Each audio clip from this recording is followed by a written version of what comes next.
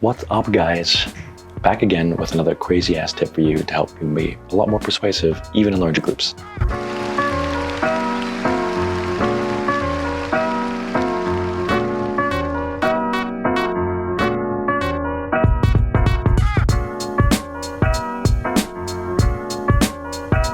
In a previous episode, I suggested that you use people's names to help convince them when you're pitching them. A friend of mine asked me the other day, that's great that if you use someone's name in your arguments, you make them a lot more persuasive, your argument's a lot more convincing. But what happens when you're not that familiar with the people? Or when you have to present to large groups, you can't name people individually in that.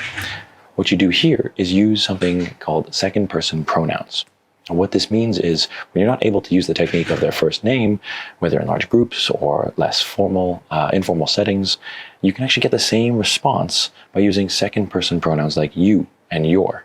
The rationale for this is basically back in, I think, like 1995, two researchers found that using self-referencing language tends to generate more favorable evaluations of the product or service that people are talking about.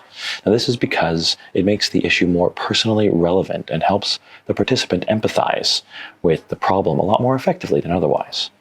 So in those instances where you're not really able to make a direct reference to the person or the people that you're speaking with, try using a slight shift in phrasing to help make a world of difference between making your point and making your point for them. So in those instances where you're not really able to make a direct reference to the individual, to the person you're speaking with, why don't you try switching to using you and your and to frame it in terms of their visual and visceral experiences, which will help them internalize it and empathize with what you're talking about a lot better. Thanks for checking this out. Hope you like the tips. I got plenty more quickies coming up in the pipeline, so stay tuned, smash the subscribe, like that shit, share it with your friends, share it with your mama and the mama's mamas, and send me some love. I love you. Peace.